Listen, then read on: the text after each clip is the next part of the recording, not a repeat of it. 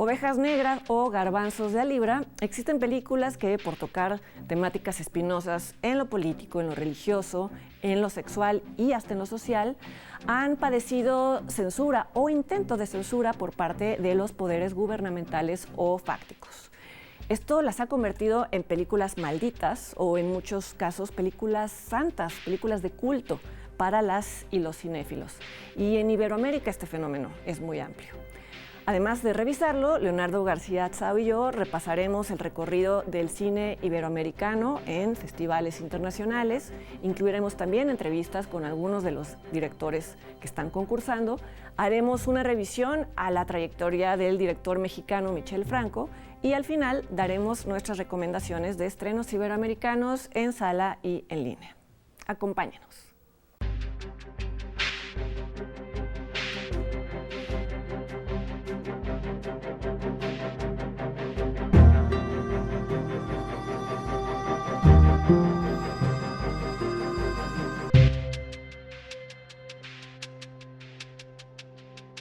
Hola, ¿qué tal? ¿Cómo están? Gracias por acompañarnos. Hola, Leonardo, ¿cómo estás? Bien, ¿y tú, Fernanda? Bien, también, muchas gracias. Bueno, ya les adelantamos el tema de este programa, que siempre de alguna manera lo bordeamos en otras emisiones. Sí, es las tan películas común el fenómeno que lo hemos mencionado. De las películas que han provocado, que han tenido efectos colaterales sí. por el tema que toca, ¿no? Y porque han sido prohibidas por el gobierno en turno, ¿no? Que han provocado esta especie de mente censora, que es uno de los procesos más misteriosos de la mente humana.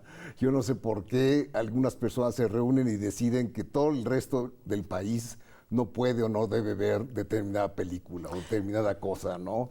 Es una de las cosas más antidemocráticas que se pueden concebir. A veces son los gobiernos y a veces son las personas. A veces son organizaciones religiosas, por ejemplo, las que protestan, ¿no? Pero la instancia que decide si se ve o no se ve es el gobierno. Aunque bueno, si quieres ya lo hablamos al final, pero ¿crees que ha desaparecido la censura gubernamental como tal? En México creo que sí, ¿no? En México sí. Después de una película que seguro comentaremos, sí. que es La Ley de Herodes. Después, fíjate que todavía hubo un caso posterior, que creo que fue la última película prohibida extranjera en México, que fue La Última Tentación de Cristo, que nunca se exhibió en cines. Y esa fue, hasta donde yo sé, la última que se prohibió y que no se pudo ver. Bueno, esa no fue nada más en México, ¿no? Sino esa en muchos países. A Scorsese lo amenazaron. Sí, sí, sobre todo los fundamentalistas, ¿no? Sí, películas que también han sido, que por el boca a boca, justamente, alcanzan incluso mayor público que si jamás hubieran sido comentadas. Es la mejor campaña publicitaria, ¿no? Lo que le pasó al crimen del padre Amaro, ¿no? Que esta organización Provida se lanzó en contra. Y entonces la gente fue a los cines. Fue a los cines esperando, y creo que la gente se decepcionaba porque decían, y esto es la película prohibida que no debemos ver. Pero además, ¿no? pues era la adaptación de una novela de hace un siglo, más de un siglo, ¿no? De esa de Queiroz. Sí. Y yo recuerdo haber leído notas de, por ejemplo, en España, decían, ¿pero por qué los mexicanos? Sí. Habiendo, claro, problemas mucho más graves en torno a la religión católica, a la institución católica, como la denuncia de los curas pederastas. Pero bueno, en ese entonces todavía no había películas que recuerde que lo hayan hecho, ¿no? No. Yo creo que eso es fue pionera, fue más en reciente. Sentido, sí. Sí, bueno, en México ha habido desde que existe el cine, por lo menos desde el cine sonoro, siempre ha habido, que entonces lo hacía la Dirección de Cinematografía, que era un órgano de la Secretaría de Gobernación, ni más ni menos. Entonces no había Secretaría de Cultura, entonces era una filial de la Secretaría de Gobernación, o sea, el control. Entonces, bueno, tenemos el caso antiguo de La Mancha de Sangre, que ya comentaremos, y otras películas que, por ejemplo, no nos explicamos por qué las censuraron, como El Brazo Fuerte de Giovanni Corporal, que tú la ves y dices, ¿por qué la censuraron?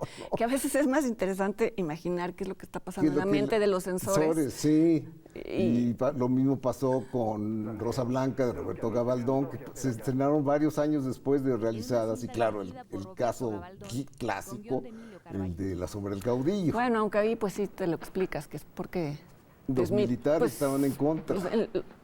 Pues los militares, hablando de quienes han sido censores indirectos del cine mexicano, han habido varios casos, ¿no? Sí, los militares fueron los que se opusieron y me acuerdo, lo contaba la hija de Julio Bracho, Diana, la actriz, decía que al papá lo traían loco porque nunca le decían está prohibida. Nada más le decían no está autorizada. Pero vaya usted a tal instancia y Kafkiano, realmente para marearlo. Porque además se llegó a presentar, o sea, es decir, tuvo una primera exhibición, porque supongo nadie había leído la novela, en donde estaban reunidos, ¿no? En Los Pinos, ¿no? Bueno, sí. Habrá sido en algún lugar. En algún lugar así muy oficial. Y pues sí, dejaba mal parado a todo este sistema, la revolución y demás, pero además le causó una depresión horrible, ¿no? A Julio Bracho. Sí, pues se deprimió durísimo porque él consideraba que era de sus mejores películas. No lo es. O sea, cuando se autorizó finalmente, cuando él ya había muerto, por desgracia. En los 90, ¿no? En los 90, sí. La gente también decía, bueno... Yo también. ¿Cuáles expectativas no cumplidas, exacto, ¿no? Todos esperaban ver algo horrible o algo escabroso y no pasaba nada, ¿no? Pero sí, el ejército ha sido un importante elemento. Fue el elemento censor en Rojo Amanecer. De la cual ya también hablaremos, sí. Y a mí me sorprende, por ejemplo, que no hayan respingado con Nuevo Orden de Michel Franco. Fueron los únicos que no respingaron.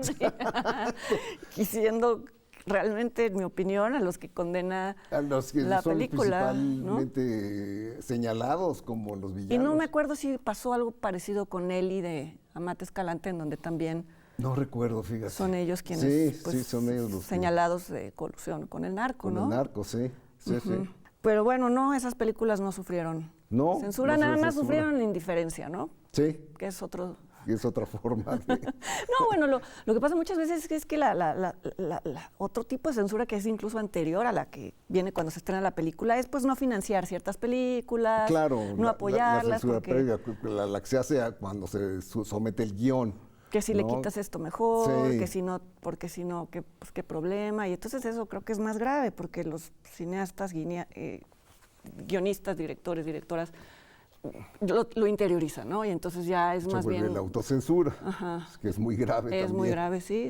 Bueno, pues en varios países iberoamericanos ha habido censura, desde luego, donde ha habido dictaduras militares que les podemos contar. Es como lo más aterrador que hay, la censura militar, ya lo hemos dicho. Y bueno, en España durante el franquismo llegaba a casos de risa, ¿no?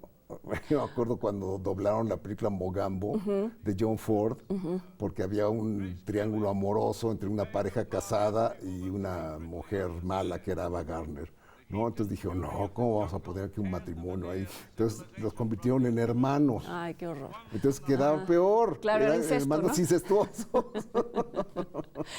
Aunque también en estos gobiernos a veces hay cineastas muy ingeniosos, como, bueno, pues Carlos Saura. Bueno, pues se hace todas las metáforas posibles, ¿no? O Luis García Berlanga, que hizo El Verdugo, que pues era pues también pero se estrenó durante el franquismo. Sí, claro. Y era pues claramente, estaba hablando de Franco, ¿no? Hablando de la pena de muerte, en contra de. Y bueno, era también famoso que los cineastas ponían cosas mucho más escandalosas. Para desviar la atención. Para desviar la atención, eran como señuelos, entonces la censura las quitaba y eran cosas que eran no importantes en la película, eran nada más señuelos, entonces ya la censura estaba feliz de haberlas quitado y ya podía pasar. Se ponía la película por debajo. Sí, también está el caso de películas pues no censuradas, pero sí castigadas por dar una mala imagen del país del que se está hablando, ¿no? Sí, es denigrante a México. Es denigrante a México. Era la frase. Te estabas hablando de qué película? ¿Estás hablando de cualquiera. De cualquiera. Es que pasa en otros lugares, por ejemplo, bueno, fue lo que le pasó a Buñuel, ¿no? Con Las Urdes.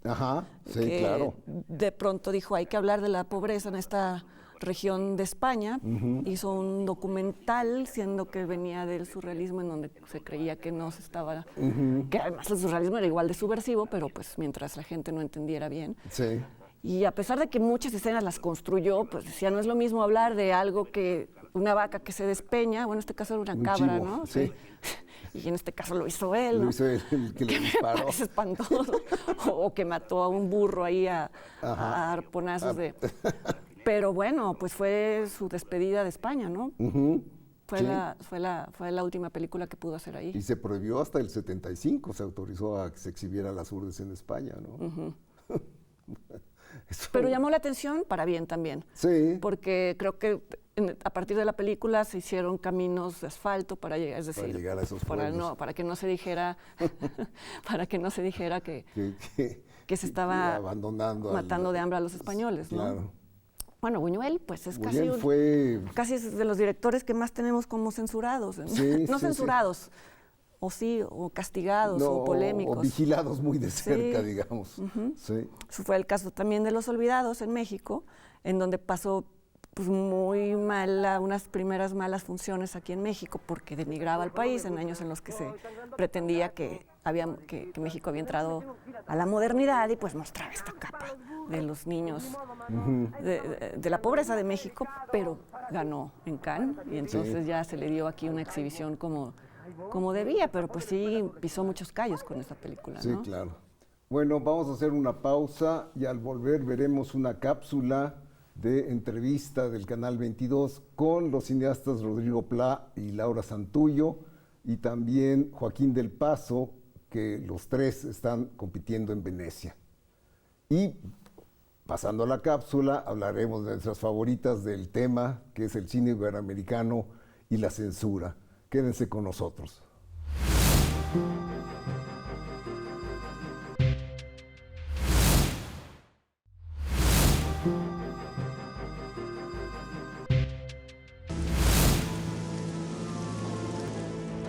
El cineasta uruguayo Rodrigo Plá participó por primera vez en el Festival Internacional de Cine de Venecia en 2007 con la película La Zona, que ganó el León del Futuro. En 2015 regresó a este encuentro cinematográfico con Un monstruo de 1000 cabezas y ahora vuelve a la sección Horizonte con El otro Tom, codirigido con Laura Santullo, autora del libro homónimo en el que está inspirada la película.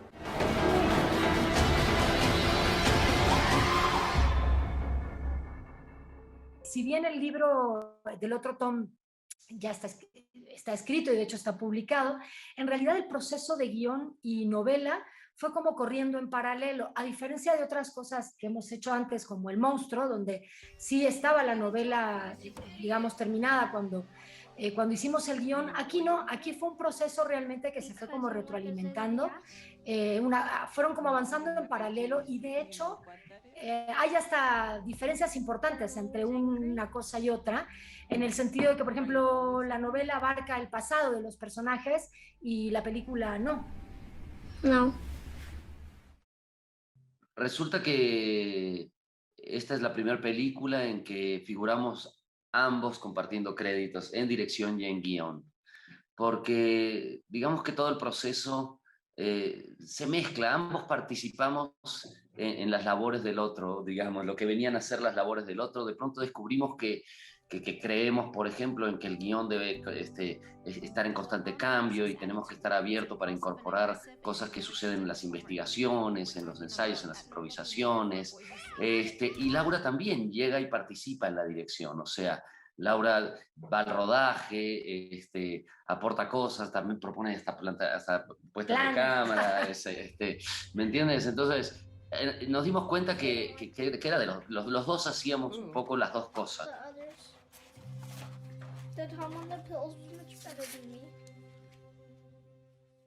En la base de la película, por un lado, hay como una temática y que viene siendo todo el asunto del trastorno del déficit de atención en niños y la excesiva medicación psiquiátrica, o lo que nosotros hallamos como la excesiva medicación psiquiátrica en la infancia. O sea, eso sería como una temática que es uno de los pilares, pero después, y en esencia, la película es la historia de una pequeña familia. Nos parecía importante filmarla del otro lado, porque nosotros en trabajos previos hemos trabajado un poco acerca de la ausencia del Estado, ¿no? O sea, ¿qué pasa cuando no hay un Estado que regula cómo se interactúan los ciudadanos y cómo se resuelven los conflictos?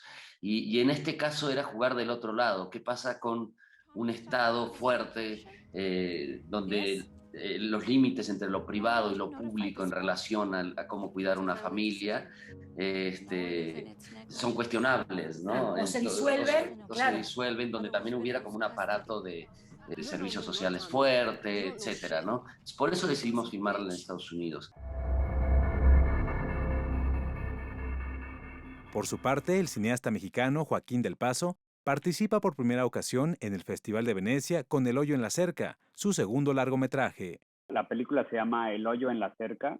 Es una película que habla sobre un grupo de estudiantes de primero de secundaria de una escuela privada de mucho prestigio, digamos, son puros hombres, y que asisten a un campamento de integración fuera de la ciudad, y desde que llegan al campamento les avisan a los niños que la región que rodea el campamento es peligrosa y que tienen que cuidarse, y en el primer día de actividades descubren un hoyo en la cerca que bordea el campamento, y empieza a correrse el rumor de que tal vez hay algún intruso o alguien que entró al campamento.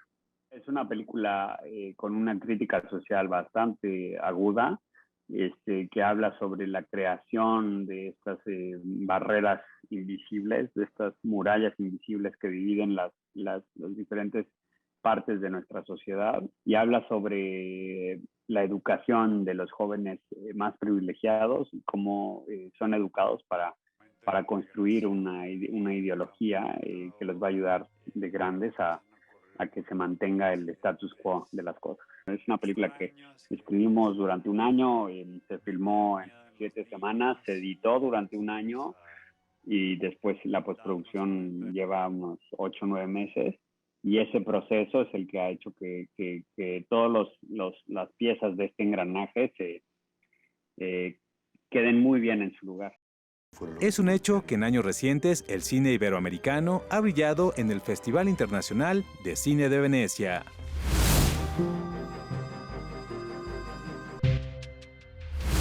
Pues ya estamos de regreso y en efecto vamos a ver cuáles son nuestras favoritas, las 5 favoritas tanto de Fernanda como mías.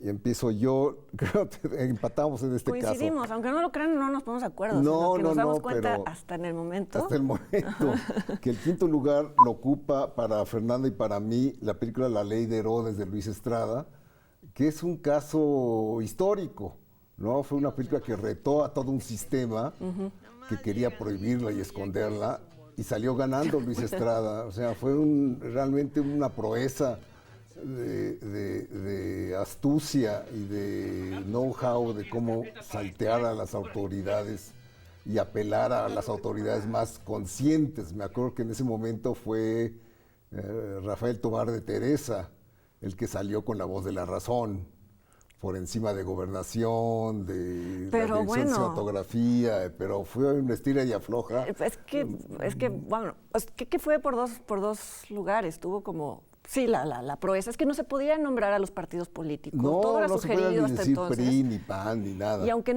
aunque en la película no aparecen los nombres como tal, sí los colores. Entonces, vamos, todo el mundo sabía de qué se estaba hablando, del presidencialismo y demás, ¿no? Pero además, pues sí lo favoreció el escándalo que resultó de que la Secretaría de Gobernación intentó parar la proyección. Yo lo recuerdo en el Festival de Acapulco, ¿verdad? Sí, como si fuera ayer, porque había toda una expectativa alrededor de la película que iba a romper ciertos tabúes. Sí. Por lo tanto, se llenó el auditorio, había prensa francesa porque estaba dedicado a Francia, es decir, prensa de todo el mundo. Era el Festival Francés de Acapulco. Era el Festival Francés, exacto. Sí. Y salió Damián Alcázar. Primero salió alguien a decir que la copia no había llegado, ¿no? Lo cual era una mentira abierta. Y salió Damián Alcázar detrás diciendo que no era cierto, que sí había llegado, que estaban deteniendo la proyección. Y entonces te imaginas, pues eso fue la nota del día siguiente en todos los periódicos, pues, no de México, sino también fuera, ¿no? Sí. Entonces eso obligó a que se exhibiera la película con el triple de público. Claro. Y fue como la lección mejor aprendida para el gobierno mexicano, que en adelante, cada vez que pasara algo parecido, pues nada más iban a llamar la atención al tema. Yo creo que sí fue la película que terminó con la censura política, ¿no? Y bueno, eso fue antes de que existieran redes sociales. Sí, Imagina lo que hubiera pasado ahora, ¿no? Sí, en ese momento. Exacto. Pero yo recuerdo que sí, que todos echaban la bolita además, y acabaron echando a todos los del IMCINE que habían colaborado en la película. Es decir, la película estaba producida por el IMCINE, sí, por el propio gobierno. Entonces eso es corrieron al encargado en turno, que no me acuerdo ahorita cómo se llama. Eduardo Amerena. Eduardo Amerena era el director del IMCINE y él y sus colaboradores salieron por piernas. Lo cual también es como una especie de Es un confirmación de lo que se está diciendo, ¿no? Exacto. De que aquí todo funciona. Todo funciona así. Y la película es burda, es tosca, pero así tenía que ser. O sea, para que fuera la primera película que atacara al PRI, Funciona la película bien, tenía que ser como un cartón de Ríos, ¿no? Así con todo muy, muy claro, muy específico. La madrota del muy burdel, obvio. que era Isela Vega, en su reaparición en cine después de no sé cuánto tiempo. Sí. Todo funcionaba muy bien, ¿no? Todo funcionaba. Pedro Armendáriz estaba muy bien también. Y desde luego Damián Alcázar, que es el autor principal de las películas de Luis Estrada, ¿no? Así es, que de alguna manera al personaje mismo se le dio continuidad, ¿no? Al político que llegó a donde no debía, pues en la dictadura perfecta es una especie de... Es una especie de... como si hubiera sido el mismo, ¿no? El mismo, sí. Bueno, mi cuarta es Presunto Culpable, que es un documental de Roberto Hernández y Jeffrey Smith, que es tu número 3. O sea, casi Vamos a comentarlo juntas. Sí. Presunto Culpable, que es un documental increíble sobre un proceso por el cual se culpa injustamente a un joven de haber cometido un asesinato, ¿no? Entonces es la reunión de las pruebas absolutamente de forma casi científica de que el tipo no pudo haber estado en el sitio donde dicen que estuvo y que todo depende de testigos falsos, ¿no? De testigos falsos y de funcionarios incompetentes, sí. Y de personas que literalmente una de las secretarias del Ministerio Público le preguntan ¿y por qué? ¿Y por qué hizo esto? Y dijo, porque es mi chamba. Sí. Y pasa un poco lo que pasó con La Ley de Herodes. Esa película demostró a través de unas demandas posteriores que padecieron los productores, que, o sea, vamos, demostró su propia hipótesis ya después en la realidad. ¿De que la justicia en México se aplica mal o no existe? Porque los demandaron, no sé, por una millonada, tanto el chico que varias veces en la película aparece dando un falso testimonio. Falso, sí. Después de que además hizo una prueba de pólvora negativa, en fin. Sí. El policía que también nunca tuvo ninguna prueba en sus manos y también demandó los familiares del cadáver por haber mostrado el cadáver, que en todo caso se me hace la única legítima, pero bueno, los productores se defendieron y dijeron, bueno, nosotros obtuvimos autorización para filmar ese juicio. El tribunal del Distrito Federal lo permitió porque uno de los objetivos de la película era hacer visible cómo eran estas cosas. Entonces, al final, los absolvieron de las demandas. Pero lo malo es que sí se afectó mucho la distribución de la película, porque nadie iba a querer lanzar DVDs, por ejemplo, estando la demanda pendiente. Ya no sé en qué habrá acabado la distribución. Creo que no hay DVDs, ¿no? De la película. Que yo sepa, no. Entonces, aún así fue el documental más exitoso. Más visto en el cine mexicano. Sí. Y mira que en los documentales eso es decir mucho. Mucho, sí. Y y además el director Roberto Hernández es abogado. Es el abogado que llevaba el caso en la defensa. Sí, no es un cineasta, ¿no? Entonces tuvo que entrar el australiano Jeffrey Smith a darle una pulida cinematográfica al material, ¿no? Así es. Ese es tu cuarto y mi tercero. Mi tercera es Rojo Amanecer, que es tu cuarta. Entonces, Rojo Amanecer es también una película importante, un hito en la historia de la censura de este país y del tratamiento del tabú del 68. Es decir, fue la primera película que abordó en términos de ficción lo que ocurrió en Tlatelolco el 2 de octubre del 68. Es decir, la matanza vista desde un matrimonio, una familia de clase media que vive en unos departamentos de Tlatelolco, ¿no? Entonces es un muy buen guión de Javier Robles, bien realizada por Jorge Fons. Y resuelto pues hablando de presupuesto. Presupuesto mínimo. Porque imagínate recrear la matanza de Tlatelolco de una manera verosímil y pues aquí era todo... Y todo con sonido. Y era escalofriante, ¿no? Sí. Y aún así, justamente por el poder de sugestión que tenían esos ruidos y lo que parecía que estaba pasando, pues se prohibió, ¿no? Se intentó prohibir. Se intentó prohibir. Finalmente el ejército intervino, como habíamos mencionado, y hizo que se quitaran todas las referencias al ejército. O sea, no se menciona el ejército hizo esto, son los soldados los que están matando, es decir, nada de eso. Todos eran los infiltrados, ¿no? Todos eran los del guante blanco, el batallón Olimpia fueron los culpables, ¿no? Que es la tesis que se ha manejado desde entonces. Pero la película es muy efectiva, es realmente... Y fue la primera película que marcó el regreso de la clase media a ver cine mexicano. Yo recuerdo que fue un éxito de taquilla y que además la gente que no veía cine mexicano se acercaba a ver Rojo Amanecer. Sí, después de esa década funesta. Después de esa década funesta y terminó con una película que cambió en mucho la actitud del público, ¿no? ¿Aparecían los tres Bichir? Los tres Bichir, sí, ¿no? los tres hermanos. Bichir estaban como hijos de la familia, Héctor Bonilla como el papá, María Rojo como la mamá. Los hijos involucrados en actividades En la actividad, militantes. sí. No, muy buena película. Esa sí se puede conseguir, creo, ¿no? Sí. Bueno, mi segunda es La Mancha de Sangre y es una película prohibida, maldita. Esa sí fue una película maldita porque desde su estreno se dijo que era obscena, entonces hay muchas leyendas. Fue una película que se envolvió en un manto de leyendas. Salvador Elizondo escribió que cuando él la vio de niño recordaba a hombres y mujeres bailando desnudos, chic to chic. Y nada de eso se vio en la copia que se rescató hace unos 15 años por la Filmoteca de la UNAM. La Filmoteca de la UNAM encontró unos rollos que resultaron ser La Mancha de Sangre y, por desgracia, un rollo, el sexto, tiene imagen pero no tiene sonido, que es más fácil de deducir, y el último rollo no tiene sonido, no tiene imagen y sí tiene sonido. Entonces es una visión bastante parcial la que yo tuve de la película, pero aún así me gusta mucho porque es una visión muy auténtica del cabaret, de la fichera mexicana, además donde la principal que interpreta Estela Inda en su debut en el cine no cae en el lugar común de la mujer pecaminosa, la mujer que tiene culpas, la mujer que debe pagar por sus pecados, sino que incluso el final se oye como un final feliz. Oyes las voces que dicen, sí, vamos, ahí están todos felices. Entonces, el pecado es una buena forma de vivir. Sí, exacto.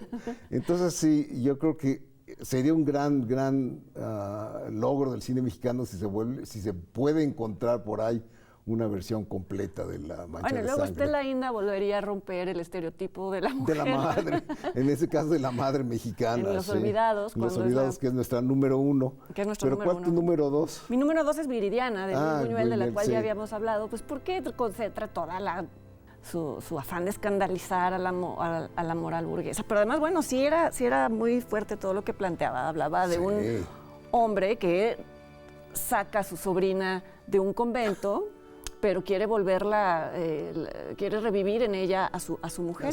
Un poco como Hitch, como Vértigo, ¿no? Porque pues al final la viste. Un fetichista necrófilo. Exacto, porque peor aún, es incluso más perverso que necrófilo, porque parece que en realidad no le hace nada, pero le hace creer que sí, le hace creer que la viola.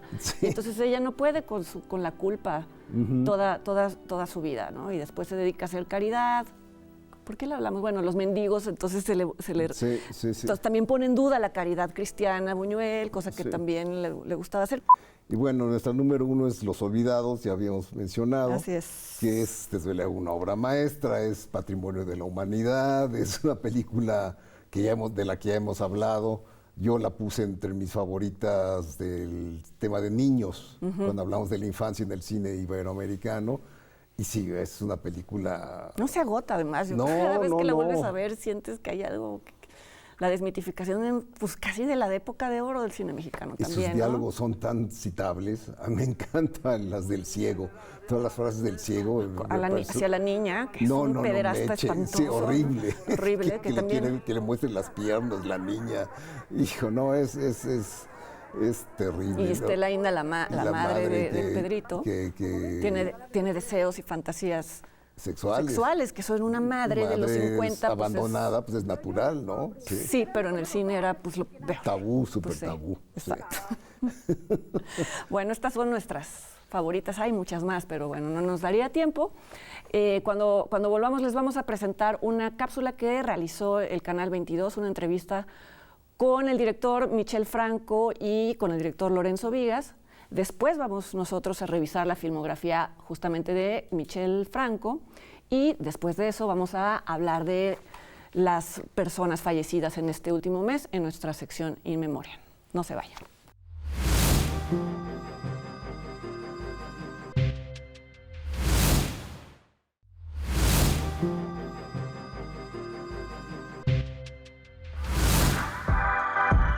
La 78 edición del Festival Internacional de Cine de Venecia tendrá una gran presencia iberoamericana. Este año, 21 películas disputan el León de Oro, máximo galardón de este encuentro cinematográfico. De la lista destaca Madres Paralelas, del director español Pedro Almodóvar, y Spencer, del cineasta chileno Pablo Larraín. En un hecho casi inédito, 2 películas mexicanas aspiran a llevarse este galardón.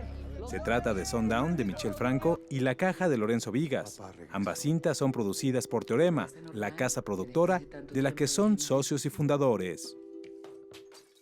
Es muy divertido y es un honor estar compitiendo en el mismo año de Venecia. Había pasado que 2 películas mexicanas estuvieran ahí, que ya es especial, pero que sean de la misma compañía productora y que los dos trabajamos en ambas películas, pues es muy especial. Entonces, yo creo que duplica las posibilidades de traer buenas noticias a México.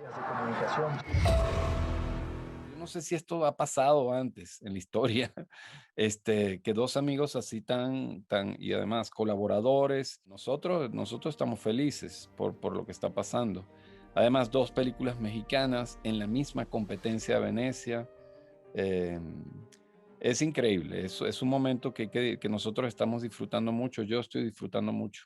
Hace apenas un año, Michel Franco se llevó el León de Plata al mejor director por la película Nuevo Orden.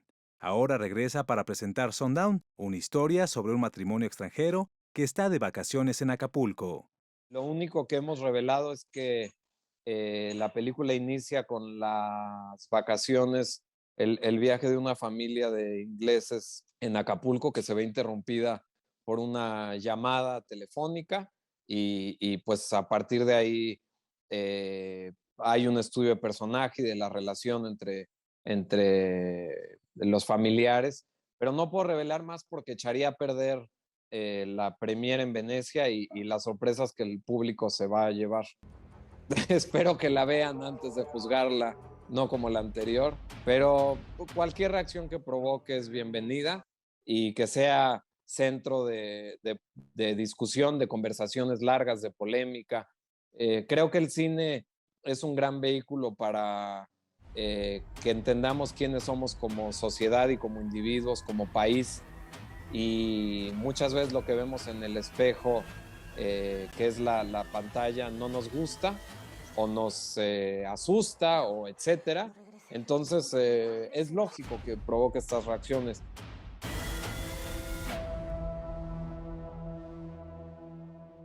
En 2015, Lorenzo Vigas se llevó el León de Oro por la película Desde Allá, convirtiéndose en el primer cineasta latinoamericano en obtener este preciado galardón.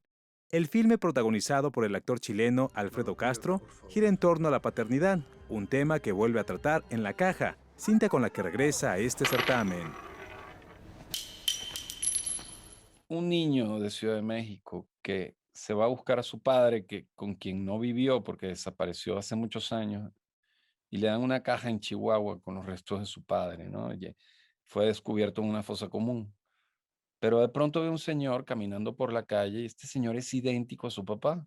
Ese es el tema de la película, esa necesidad que todos los niños tienen de tener un padre. Y luego, ¿qué pasa, no? ¿Cómo tu vida queda afectada por esa relación, por esa ausencia o por esa presencia terrible que a veces tienen los padres sobre los hijos? Hay un actor que para mí tiene el mismo nivel de Alfredo, que es Hernán Mendoza, que es un actor que salió del teatro, pero que poco a poco se ha ido hacia la televisión y hacia el cine.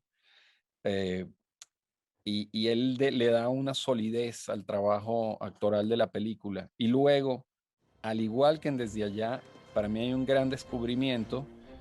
En Desde Allá era Luis Silva, y en este caso es Hatzin Navarrete.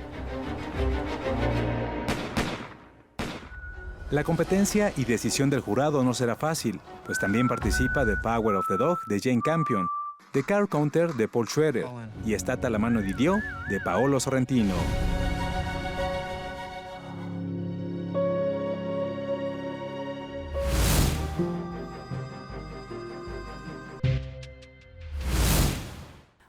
dijimos, estos dos directores están ahorita compitiendo en el Festival de Venecia con sus respectivas películas, pero elegimos hablar en este programa de la filmografía de Michel Franco. Parecería que lo hicimos a propósito del tema de películas incómodas, pero no. Así se dio. Así se dio, aunque sí la mayoría de sus películas, sobre todo la más reciente, han causado polémica, no censura, pero sí polémica, incomodidad, divisiones, etcétera. Sí. Pero es un director que abiertamente lo busca.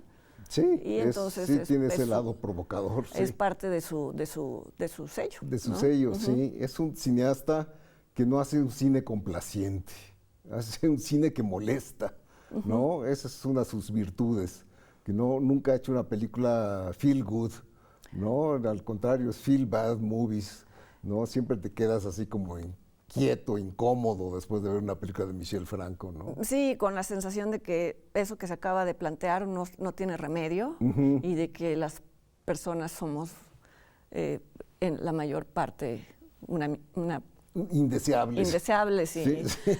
A mí algo que me gusta de sus películas es que toca temas que podrían prestarse al melodrama, pero ninguna es melodramática, ¿no? No, siempre, se mantiene siempre a distancia. Su mirada es muy fría.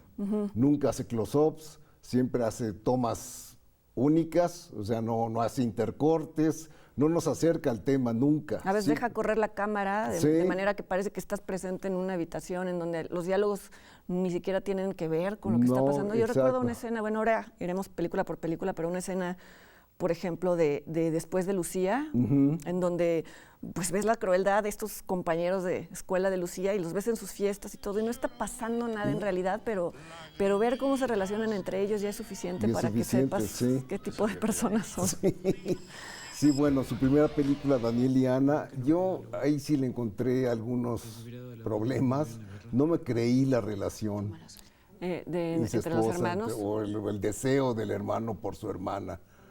Algo a mí me brincó. Bueno, para quien no la haya visto, habla de supuestamente un caso que sucedió, un caso real, en donde a dos jóvenes de clase media alta, que es el estrato social en el que siempre se mueve Michel en sus películas, son secuestrados por una banda de gente que hace videos pornográficos y los obligan a tener relaciones sexuales siendo hermanos.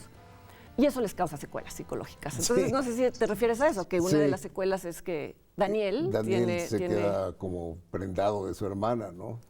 ¿Pero es prendado o es enojado? No sé, la verdad es lo que me dejó un poco frío la película. Como que, bueno, mi interpretación, que seguramente no es necesaria, pero como que ella tiene más posibilidades de hablarlo y demás, y él se queda tragándose el trauma. A mí lo que no me gusta de esa película es que sí cae en lo que creo que después se le ha reprochado a Michel Franco, y no en todas sus películas estoy de acuerdo con el reproche, pero en este sí, que es que nos hace ver la escena. La escena. Sí, no sé si era necesaria verla, porque al final la película habla pues de las secuelas que les deja a estos personajes, ¿no? Es eso, simplemente. Es el debut de Darío Yazbek Bernal, que ha estado actor, también salió también en Nuevo Orden. En muchas otras películas suyas. Bueno, no sé si en muchas otras, pero en otras. Bueno, después sigue la película que más me gusta de Michel Franco, que es Después de Lucía, que me parece realmente una película muy lograda, donde nos narra el caso de una chica que por un desliz adolescente, donde hace el amor con uno de sus compañeros, es videograbado esa relación, y eso se corre entre los compañeros, se difunde entre los compañeros, y ella se vuelve la apestada. Entonces todo el mundo empieza a hacerle acoso, es el bullying famoso. Y eso llega a unos extremos de crueldad realmente insoportables. La película es dura de ver y acaba con un final muy referido a Haneke. Con un padre que venga todas las... humillaciones. A mí me pasó con esta, ahora que en aras a hacer este programa, las volví a ver y ya todas las vi distinto como las vi en su momento. Y con Después de Lucía ahora me dio por notar más bien el el personaje del padre, que es un personaje... Entre impulsivo y deprimido. Porque acaba de perder a su esposa. Su esposa, sí. Y entonces hay como una especie, bueno, no una especie de, sino un duelo no resuelto que lo lleva a actuar de formas que también pueden ser tan irracionales como las de los mismos chicos que acosan a la niña, ¿no? Exacto. Sí, está muy bien la película. Y la protagonista, que es Tessa Io, lo hace muy bien, ¿no? Sí, era su primer papel. Que era es hija de Nailea Norvind. Las hijas de Nailea Norvind salieron muy buenas actrices. Y salen en las películas de Michel Franco. Incluyendo a Nailea Norvind. Incluyendo a Nailea Norvind, que saldrá en la siguiente película. Que es, no, en A los ojos no. A los ojos no. A los ojos fue un caso de una película que casi no se vio. No, le fue perfectamente ni fu ni fa. Es decir, no tuvo ni trascendencia, no sé. Yo la vi en Morelia y desde entonces no la he vuelto a ver que se exhiba. A mí me gusta, fíjate. ¿Sí? Sí, la escribió él y la dirigen él y su hermana. Hermana, sí. Y habla de pues estos dilemas espantosos, que no hay solución y obviamente no tienen una salida ética aceptable, en donde una persona necesita córneas para su hijo o hija. Estoy un poco... Hijo. Y entonces, bueno, pues recurre a los lugares más precarios y en donde menos se va a notar. Bueno, pues no se las digo, pero más o menos se imaginan. Y ya pues habla también de este privilegio de ciertos grupos, que también es una de las cosas que le gusta denunciar a Michel Franco, aunque luego a él se le tacha de privilegiado, ¿no? De cómo pues hay personas que pueden obtener lo que quieran sin tener que pasar por los filtros necesarios, ¿no? Pero no trascendió, es una película no, casi no se proyectó. Sí. Casi no existe. Bueno, sigue El último paciente. Hay que decir que todas sus películas, salvo A los ojos, han pasado en festivales internacionales y prácticamente todos, hasta Nuevo Orden, han ganado un premio importante. Sí. ¿No? Sobre todo en Cannes. El Chronic. El Chronic, sí, y es protagonizada por Tim Roth, que fue el jurado que le dio el premio principal de Una cierta mirada después de Lucía. Tim Roth se quedó fascinado por el talento de Michel Franco y desde entonces se ha vuelto su socio y su actor más frecuente. A mí me gusta mucho Chronic, la mencioné como una de mis favoritas. Entonces, en el tema de... Estamos perdidos recordando en qué tema, pero sí, me parece un tema muy difícil de tratar y que una vez más evita el melodrama de un enfermero, de pacientes terminales, que se queda prendado emocionalmente de las personas con las que trabaja, pero una vez más tiene conexiones incluso con Después de Lucía. Es alguien que no ha resuelto un duelo y que de alguna manera lo hace de maneras que... Pues, y que más asimila siempre a sus pacientes, ¿no? En su vida cotidiana siempre habla de ellos como si fueran familiares. Sí, cosa que pues creo que debe de ser algo que por regla los médicos no hacen porque se volverían locos. Tim Roth está fantástico, como siempre, y esta es la cámara de Michel Franco también viendo todo desde lejos, ¿no? Sí. Sí, me gusta mucho esta película. El final fue muy discutido también, pero bueno. Las hijas de abril es su siguiente película que trata sobre una madre un poco especial, digamos, ¿no?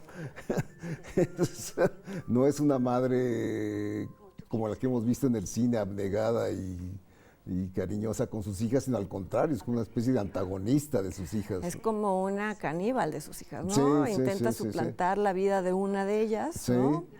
Incluyendo apropiándose de su pareja. De su galán y luego de su hijo. Sí. Creo que esa película, él decía que la había escrito expresamente para Isabelle Huppert. La había hablado con ella, pero como que justamente el haberla escrito para ella no funcionó al final. Pero bueno, sí, me imagino que hubiera sido un papel que hubiera podido interpretar perfectamente Isabelle Huppert. Yo creo que hubo cambios en el guión, porque una actriz mexicana connotada, que no diré su nombre, me dijo que le dio a leer el guión, Michelle, y que ella le encontró escenas de sexo muy, muy gráficas y ella dijo no. No las tiene, ¿no? No las tiene. De hecho, prácticamente es muy discreta, las tiene. No tiene. Pero entre el chavo, entre el joven y la mamá parecía que había escenas. Pues las hay, pero no son mucho más no graves son para nada gráficas, ni mucho menos. Sí, yo recuerdo que la vi justo, se estaba proyectando en ese momento en el festival en el que estaba, o sea, la pasaron en México en cines, mientras él estaba, Y no me gustó en ese entonces porque sentía al final un poco impuesto y tal vez no puse atención a ciertos detalles que justificaban por qué la hija se había convertido pues también en una persona que huía de su propia vida. Bueno, ya le estoy contando una película que no he visto, pero me gustó más que cuando la vi en su primer momento. A mí ¿no? hay un personaje que no está desarrollado, que es la otra hermana, que se la pasa rebanando verdura. Y comiendo, porque tiene un problema sí, alimenticio. sí, y la madre esta que es como entre castrante, pero con sus hijas, pero y que impone todo, la quiere siempre poner a dieta y hacer cosas de yoga, ¿no? Es una madre que quiere definitivamente aferrarse a una juventud que ya no tiene. Sí. Sí.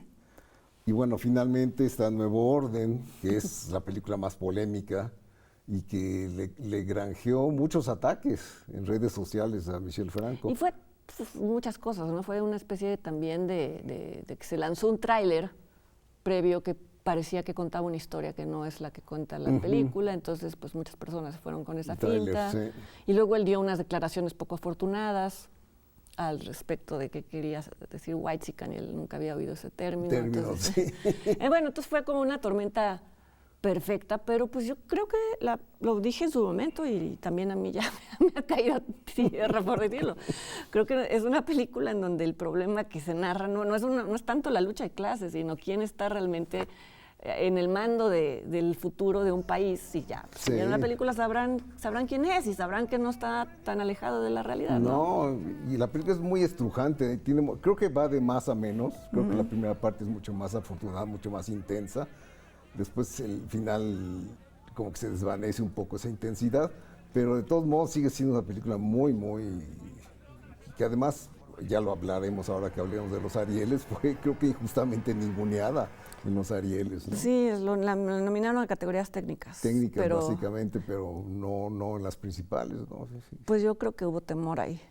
No sé si temor o castigo o algo. Sí, sé. O te digo, nadie es profeta en su tierra, es el lugar común, y en este caso parece ser cierto, ¿no? Pero ni siquiera las previas, ¿no? Creo que es la que más... Es la que más ha causado esa polaridad. No, digo, también más nominaciones a los Arieles que las previas, ¿no? Sí.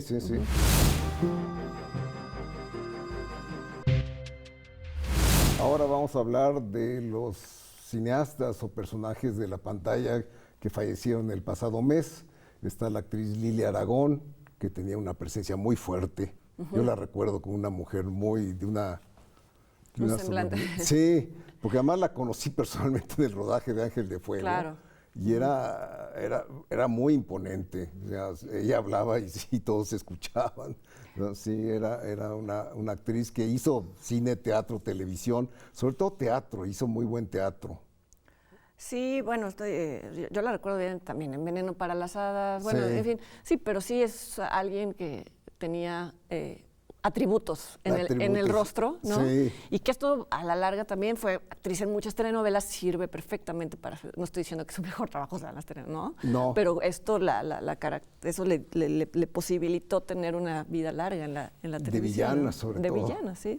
Sí. Bueno, también murió David Blaustein, que es un productor y director argentino que radicó un tiempo en México durante la Guerra Fría, durante la dictadura militar argentina, y ahí fue cuando lo conocí, y era un buen tipo, un tipo muy luchón, muy militante, con la causa. Hizo algunas películas como productor, sobre todo como director. Su película más conocida es Cazadores de Utopías. Bueno, y murió una leyenda del cine mexicano, que fue Rosita Quintana, que es argentina. De origen, pero toda su carrera la hizo en México. Sí. Cuando la trajo Jorge Negrete, ¿cierto? Exacto, sí. Y es una actriz muy versátil, que a mí me caía bien. Sobre todo la recuerdo por Susana, para volver con Buñuel, en Susana Carne y Demonio, que era la tentación encarnada, que hacía enloquecer a los hombres de una hacienda. Ella se huía de un reformatorio y encontraba refugio ahí, y ahí causaba toda una serie de líos, ¿no?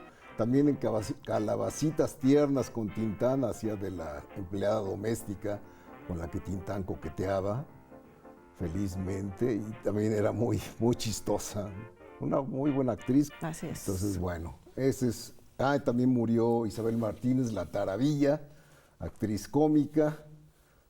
también pues, básicamente teatro y cine, no que diga televisión y cine, y el actor brasileño Tarciso Meira, que salió en Eu Te Amo, de Arnaldo Jabor, y A Idade da Terra, de Glaube Rocha. Okay. Bueno, esperemos que no sean muchos más. Más el próximo mes. Los invitamos a que se queden para ver una cápsula sobre la presencia del cine iberoamericano en los muchos festivales que están ocurriendo en este momento. También vamos a comentar las películas mexicanas nominadas para los próximos premios Ariel, los que otorga la Academia Mexicana de Cine, y al final, como siempre, daremos algunas recomendaciones para que puedan ver tanto en cine como en línea. No se vayan.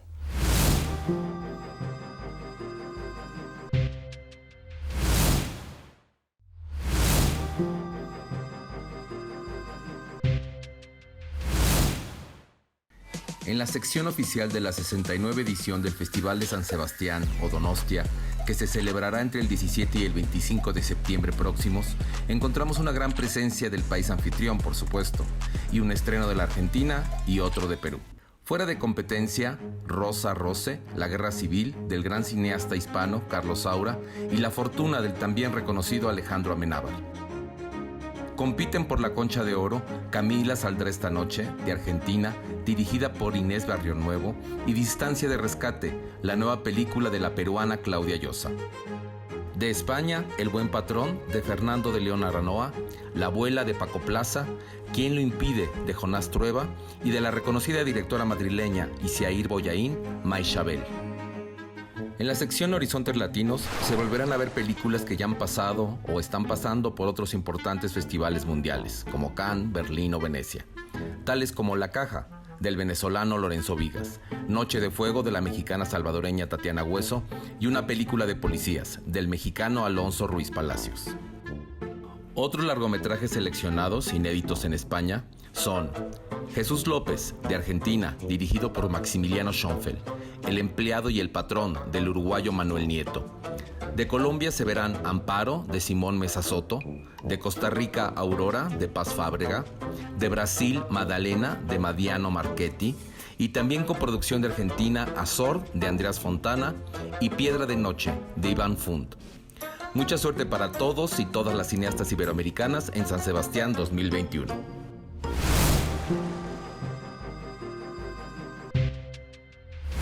Y bueno, ahora vamos a hablar de las nominaciones del Ariel que se acaban de dar a conocer y que tenemos unas claras favoritas. Desde luego, la más favorita es Sin señas particulares de Fernanda Valadez, que también es favorita nuestra. Otras son Los Lobos. De las muy nominadas, pues apareció nominada en muchas categorías un documental, que es el de Maricela Escobedo, Las tres muertes de Maricela Escobedo, que es una ópera prima, además, ¿no? Ópera prima, sí. Está Selva Trágica, está El baile de los 41, son como las películas más. Y también Nuevo Orden, que Nuevo Orden, te digo, la ningunearon. Sí. Y yo creo que incluso hay quien está en desacuerdo con que esté nominada en las categorías que están nominadas. Sí. Sí, es una película que suscitó muchos odios. Sí, a ver si el tiempo hace que se balancee. Le da su lugar más justo, sí. Sí, bueno, pues preferimos comentar las ganadoras cuando se dé, que ya será en el siguiente programa, entonces lo tendrán que ver, ¿no? Exacto. Por lo pronto, pues les dejamos un par de recomendaciones de películas. Una de ellas que se estrenó en cines, es la película Territorio de Andrés Clarion. Rangel. Sí, que es un director interesante. Trata un tema casi animalístico, ¿no? Un enfrentamiento entre machos por la posesión de la hembra. Es casi biológico, ¿no? Porque es así como el marido, que es estéril, que no puede tener hijos, tiene que ceder su lugar al macho, que es un compañero de trabajo, y que él va a preñar a la esposa, y de ahí se derivan toda una serie de complicaciones que no detallaremos, pero la película está muy bien llevada. Y tiene giros que uno no se esperaría, como el hecho mismo de que sea el padre del matrimonio, es decir, el hombre del matrimonio el que esté anhelando la paternidad. Y no tanto ella, que es interpretada por Paulina Gaitán. Sí. Y hay razones también que creo que cuestiona a Andrés Clarion de por qué necesita tener un hijo este hombre, ¿no? Hay una necesidad ahí de dejar su nombre y no le gusta que vaya a ser por inseminación, porque entonces también hay como cosas que se cuestionan sobre qué quiere decir ser un padre y un hombre de familia. Sí. Y que pues cosas que no se pueden sostener cuando ya están en juego otras cosas, ¿no? Como la pasión, el deseo. No, es película interesante. Pasó sin pena ni gloria en Morelia, pero yo creo que merece que se le dé un vistazo. Sí, recién concursó en el Festival de Monterrey. Sí. Hace poco, pero ya está en cines. Sí, ya está en cines. Sí, lo pueden ver. Y vale la pena. Y no está Feral, que a mí no me convence. ¿No ¿A ti sí te gusta más? A mí me gusta, fíjate, sí. Sí, me gusta que es un falso documental de terror sobre un supuesto hombre que vivió en una comunidad de Oaxaca en donde quiso criar a unos niños ferales y todo salió mal, ¿no? Pero, pero a mí el pietaje encontrado no me convence, se ve hecho, ¿no? Se ve actuado, a mí no me... Pero, por ejemplo, las entrevistas que hace a los supuestos antropólogos, a los supuestos... Esos también. Eso me pero parece luego hay bien otras imágenes que siempre me pregunto, ¿y eso quién lo filmó? ¿No? cuando ya se está quemando la casa y hay los pies del personaje principal, del protagonista, dices, ¿y eso quién lo filmó? que entrenó a uno de los niños para que agarrara la cámara. No, pero era el pietaje el noticiero mismo, ¿no? No. Es cuando ocurren ya el drama entre él y los niños. De repente a mí me gustó. Sí, pero bueno, entiendo lo que dices, pero bueno, sí. es un formato fresco, ¿no? Sí, le concedo, digamos, la originalidad de hacer algo diferente en el cine de horror mexicano, ¿no? Esta película concursó Desde hace 3 años. Sí, pero fue en el Festival de Guadalajara, ¿no? Bueno. Me acuerdo. Sí, ya pasó tanto tiempo. Porque incluso ganó algunos premios. En el Festival de Los Cabos. Ah, en Los Cabos, tienes razón. Sí. Tienes razón. Sí, pero bueno, también ahora ya. Pero fíjate cuánto tardan las películas en... Sí. No, bueno. Nosotros que las vemos por los festivales, luego ya se nos olvida que ya... No tenemos el recuerdo, sí. Pero bueno, véanla y ya nos dirán qué opinan. Y los invitamos para que nos acompañen en la siguiente emisión de Encuadre Iberoamericano, que como ya saben es una plataforma en la que intentamos dar visibilidad a las producciones iberoamericanas que se presentan en festivales, que obtienen premios, o aunque no los obtengan, que participan en ellos o que se estrenan en cines y en plataformas. Muchas gracias, Leonardo. Nos vemos la siguiente vez. Hasta entonces.